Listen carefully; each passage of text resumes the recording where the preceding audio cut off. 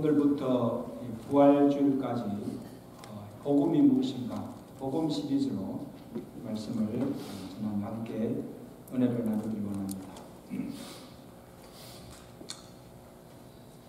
사람들은 누구나 자기 잘못이나 죄를 지적하면 듣기를 싫어합니다.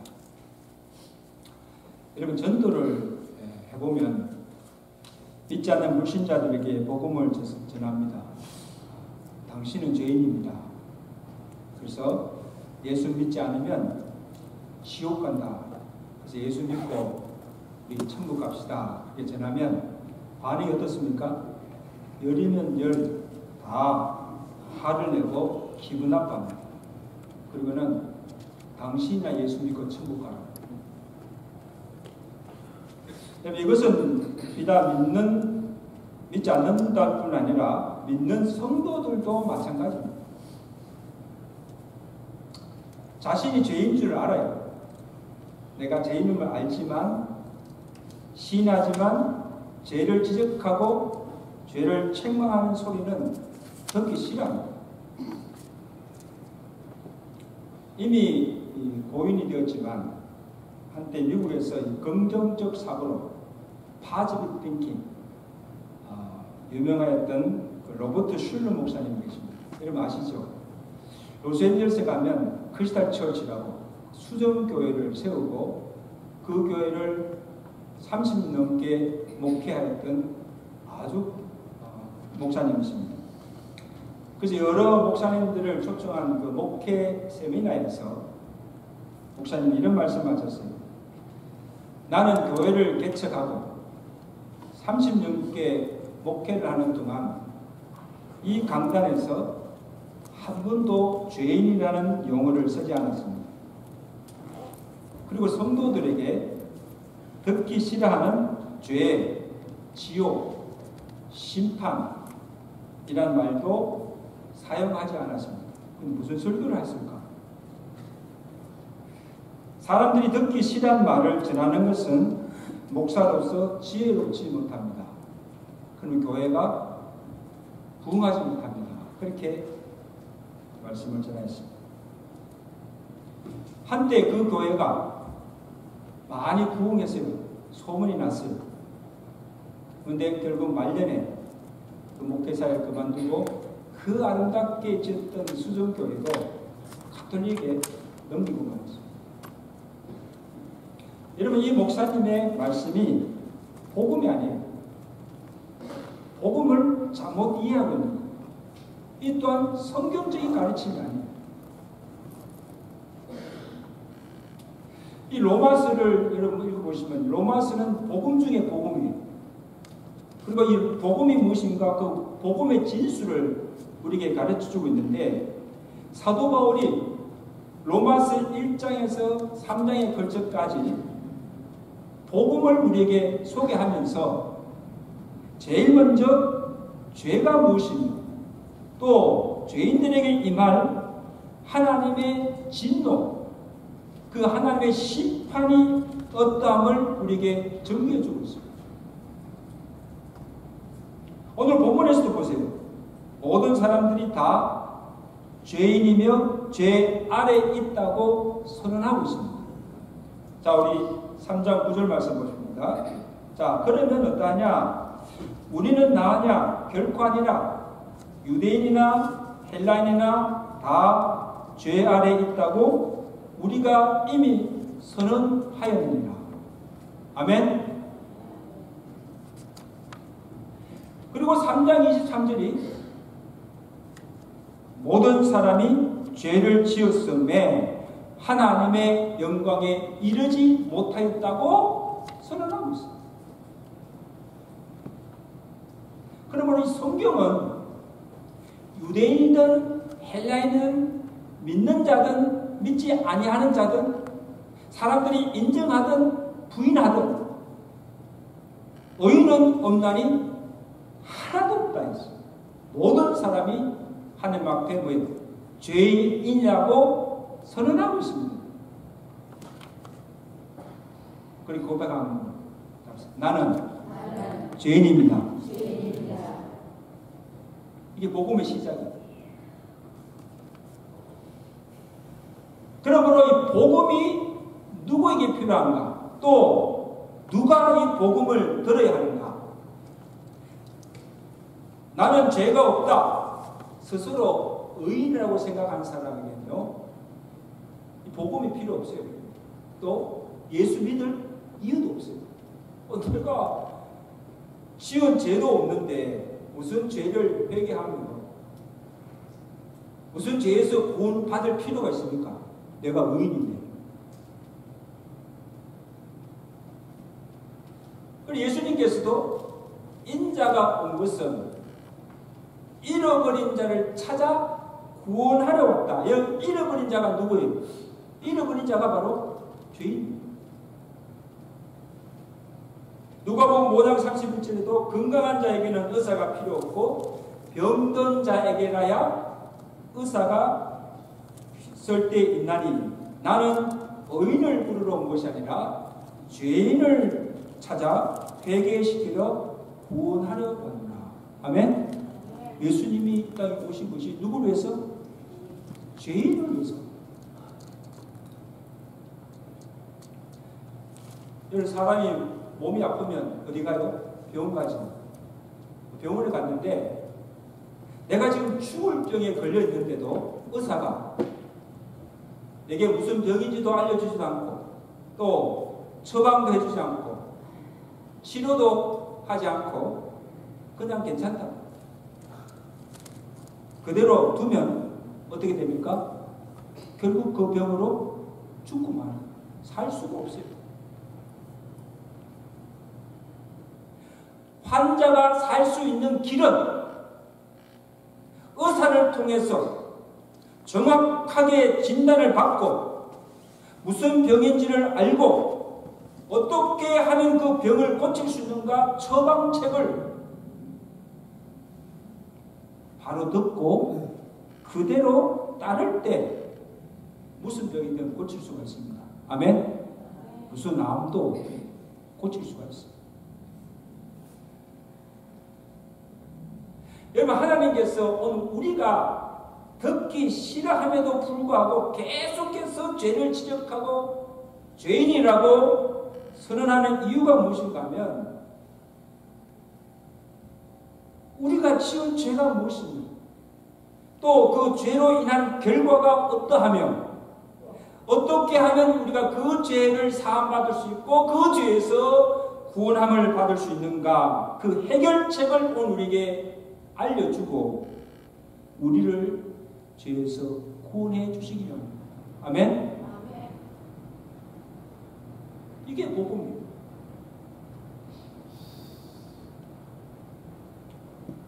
자, 오늘 보면 사도 바울이 9절에 우리는 다 죄 아래 있다고 선언하고 있습니다. 여러분, 여기 우리가 다 죄 아래 있다고 하신 그 말씀의 의미가 뭐예요? 여기 죄는 원래 보면 단수예요. 단수. 이 말은 다양한 여러 가지 범죄 행위를 가리키는 것이 아니고 죄의 실체, 다시 말하면 사람으로 하여금 죄를 짓도록 영향을 끼치는 죄의 세력, 죄성을 말합니다. 죄는 추상명사가 아니에요. 하나의 힘, 권세. 마치 여러분, 사람이 쇠사슬에 묶여서 평생 끌려다니는 종의 모습과 같이 이 무슨 힘을 가진 그 죄의 소나기에 우리가 꽉 붙잡혀서 끌려다니고 있는 이것이 죄 아래 있는 우리의 인간의 상태라는 것입니다. 그러니까 내 의지나 내 뜻과는 상관없이 죄에 매여 죄에 끌려가는 그 자신을 보면서 사도 바울이 탄식하며 부르짖는 소리가 뭡니까? 내가 행하는 것을 내가 알지 못하는, 내가 원하는 바 선은 행하지 아니하고 내가 원치 아니하는 그 악을 행하는구나. 만일 내가 원하지 아니하는 그 악을 행하면 이를 행하는 자가 내가 아니요 내 속에 있는 뭐에 죄라고 했어요. 그러므로 탄식하기로 오라 나는 공관자로다. 누가 이 사망의 몸에서 나를 건져내라. 탄식합니다. 여러분 이것이 사도 바울만의 고백이 아니잖아요.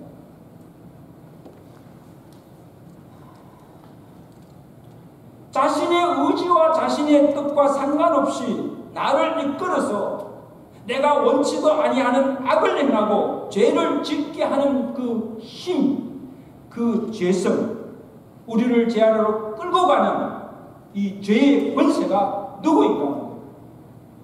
내가 아니라는 거예요. 에베소서 2장 2절에 그때 너희는 죄 가운데서 행하여 이 세상 풍조를 따르고 공중의 권세 잡은 자를 따랐으니 곧 지금 불순종한 아들들 가운데 역사하는 영이라고 했습니다. 여러분 우리는 죄의 그 실체를 분명히 알아야 됩니다. 현재 지금 우리 주변에서 일어나는 그 모든 부조리와 불의, 악들, 여러 가지 범죄 행위들은 사람들이 죄를 짓는 그 결과로 나타나는 정상에 불과합니다. 정상들이에요. 우리가 보잖아요. 도대체 인간의 탈을 쓰고 어떻게 저런 끔찍한 짓을 할까? 어떻게 사람이 저렇게 악할 수가 있을까? 경악할 정도로 놀라기도 합니다. 우리가 겉으로 보기에는 그 사람이 악해서 죄를 짓는 것 같지만 실제로 그로 하여금 그러한 악을 행하도록 끔찍한 죄를 짓도록 그를 지배하고 조종하는 자가 있다는 것입니다. 누굽니까? 공주의 권세자는 자. 마귀와 사탄이 그를 조종하고 그 사람 속에서 역사하고 있기 때문에. 아멘?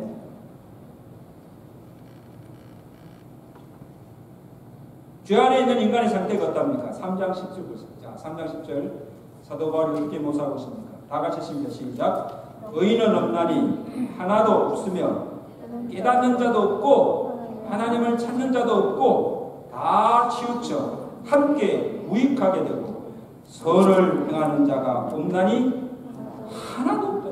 이게 내가 하는 말이잖아요. 성경이 지금 말하는 거죠. 의인이 하나도 없고 선을 행하는 자도 하나도 없다. 그러므로 이 죄의 권세 아래, 죄 아래 지배를 받고 있는 인간의 상태가 어떠한가? 전적으로 무능하며 전적으로 부패하였으며 전적으로 절망적인 상태인 것을 하라고. 로마서 1장 21절은 하나님을 알되 하나님을 영광롭게도 하지 아니하고 감사치도 아니하고 오히려 그 생각이 허망하여지는 미련한 마음이 어두워졌다고 했습니다. 그래서 하나님을 찾지도 않고 하나님을 믿지도 않고 하나님께 감사치도 아니하고 두려워하지도 않고 전적으로 그 마음이 부패하여 선을 행하는 능력도 죄를 제하는 힘도 없다는 것입니다. 그러니까 죄에 끌려다니면서 죄의 종로를 타며 죄를 지을 수밖에 없다는 것입니다. 아멘. 이것이 죄 안에 있는 우리 인간의 상태라는 것입니다. 그래서 전적으로 부패한 우리 육신이었답니까? 그 모습이 13절 이하입니다. 그 표현이 얼마나 합니까? 자, 보세요. 그들의 목구멍은 뭐예요? 열린 무덤이요. 그 혀로는 속임을 말하며 그 입술에는 독사의 독이 있고 그 입에는 저주와 악독이 가득하고 그 발은 피 흘리는데 빠른지라. 예레미야 17장 9절에는 예레미야 선지자는 만물보다 거짓되고 부패한 것이 우리의 마음입니다. 자 보세요. 우리의 목, 우리의 혀, 우리의 입, 우리의 손, 발, 머리부터 발끝까지 하나도 성한 것이 없고 심지어 우리의 마음까지도 거짓되고 부패하였습니다. 우리 안에 선한 것이 하나도 없다.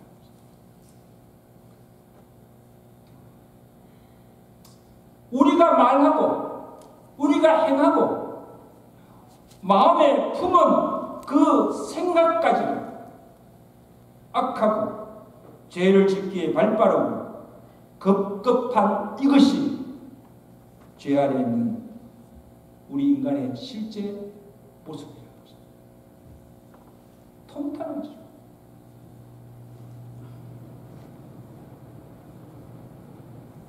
여러분 노아 홍수전에 하나님께서 그 노아 시대에 사는 그 사람들의 모습을 어떻게 말씀하고 있습니까?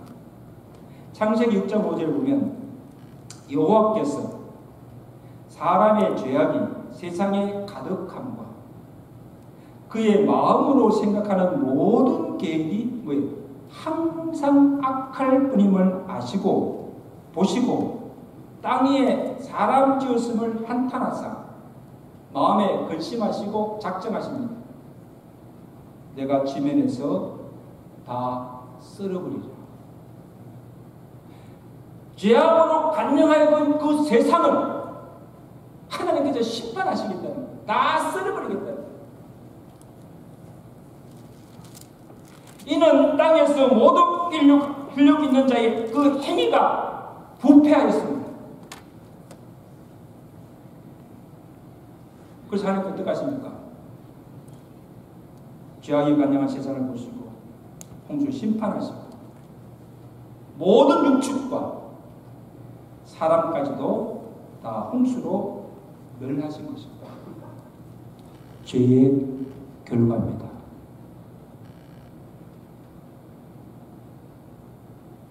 여러분 그러므로 노아 시대뿐 아니고 죄 아래 있는 우리 죄인들에게 남은 것은 하나님의 심판, 멸망뿐입니다.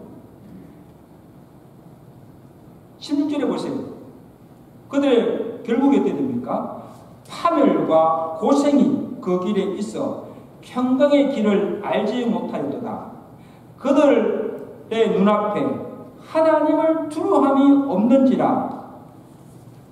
하나님을 두려워하지 않으니까 죄를 짓고도 하나님을 두려워하지 않으니까 어떻게 하십니까? 결국 하나님께서 심판하시고 그들을 다 멸하십니다. 그래서 로마서 6장 23절에 죄의 삭은 사망이다. 답시다. 죄의 삭은 사망입니다. 죄의 결과는 사망입니다.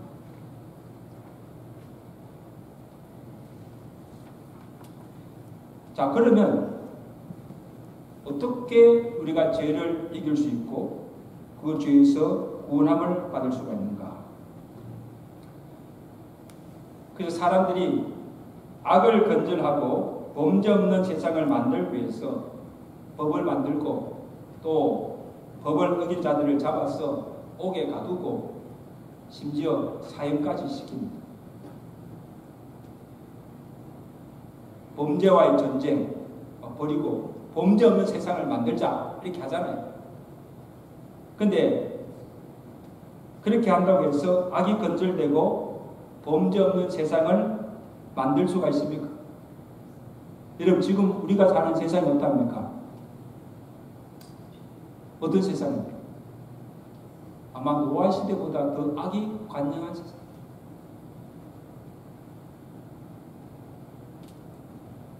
법도 있어요.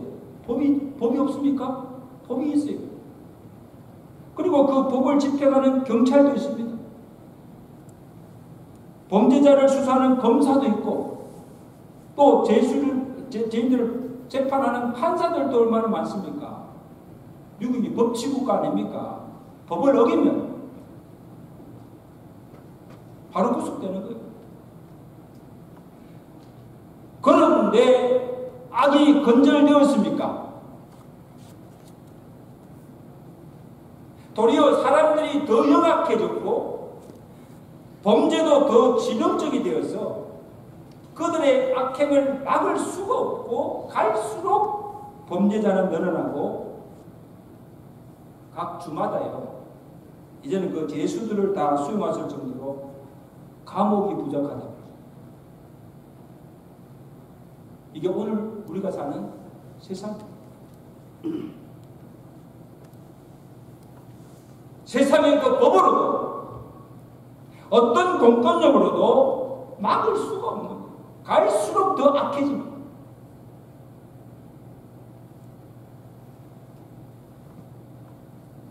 여러분 어떻게 막아주십니까? 사람으로 하여금 죄를 짓게 하는 힘, 그 사람 속에 역사하는 그 죄의 세력을 멸할 때만이 악을 건절시킬 수 있고 죄를 이길 수가 있는 줄로 믿습니다. 내가 뭐 다시는 죄 짓지 않는다고 그냥 이를 깨물고 혈세를 쓰고 별짓을 다 해도 죄성이 없어지고 죄를 이길 수가 있습니까? 없어요. 아마 여러분들 기억하세요. 성철 스님 아세요? 불교의 거성, 그 성철 스님 이야기를 합니다. 누구보다도 도를 많이 닦고 고행을 한 사람입니다. 제가 설교 준비하면 다시 한번 그 성철 스님을 쳐봤어요. 어떻게 사셨는가 보니까 자기가 기가하는 곳에서 이 철조망을 딱 쳐놓고 사람들이 들어오지 못하도록 사람들도 만나지 않았어요. 16년 동안을 솔잎가루와 쌀가루만 먹고 살았습니다. 그리고 8년 동안 장자불자, 이건 뭔가 하면 눕지 않고 앉아서 잠을 잤다. 한번 해보세요. 오늘 집에 가서 한번 앉아서 아마 그렇게 잠이 옵니까? 8년 동안을 그렇게 잤다. 세상의 모든 것을 다 끊고 수십 년 동안을 수양을 하고 고행을 하여도 그 마음에 평안이 없었습니다. 그래서 성철 스님이 죽기 전에 마지막으로 남긴 열반송이라는 게 있는데 그 열반송에 보면 이런 고백을 했어요. 나는 한평생 무수한 사람을 속였으니 그 죄업이 하늘에 가득 차 수미산보다 더하다. 산채로 지옥에 떨어져 그 한이 망가려니 한 덩이 불덩이 푸른 산에 걸려있다. 이렇게 고백. 여러분 한번 생각해 보세요. 아니 그렇게 속세를 떠나서 수십 년 동안 도를 세상과 인연을 돕고 수용한 사람이 무슨 죄가 그렇게 많겠어요? 또 무슨 죄를 그렇게 지었겠어요? 세상의 모든 욕심을 끊고 도를 닦고 고행을 하고도 지은 죄가 많아서 그 죄를 씻지 못하고 결국 그 죄는 지옥에 떨어질 것이라고 고백한 것입니다. 성철 스님이 그렇게 고백한다면요, 오늘 우리는 어떻습니까? 죄 아래에 있는 그 인간의 솔직한 고백이었습니다. 어떻게 하면 좋습니까? 산성도 여러분, 죄는 무엇으로도 실수가 없어요. 태워서 없어지는 것도 아니에요. 물로 실 수도 없고 그 누구도 죄를 사할 수가 없습니다. 죄에 끌려 죄를 지을 수밖에 없는 우리를 누가 그 죄의 올무에서 그 죄의 권세에서 벗어나게 할 수가 있습니까? 누가 우리를 그 죄에서 구원해 줄 수가 있습니까? 우리가 믿는 것은 오직 예수 그리스도 밖에 없는 줄로 믿습니다. 오직 예수, 오직 예수. 오직 예수만이 우리를 죄에서 구원할 자입니다. 오직 예수만이 우리의 억만 죄를 사할 수 있는 권세가 예수께 있는 줄로 믿습니다. 그래서 우리가 예수 믿는 거예요. 그래서 우리가 예수 믿을 수밖에 없다는 거예요. 다른 외에 구원받을 방법이 없습니다. 다른 외에 우리 죄를 사함받을 수가 없습니다.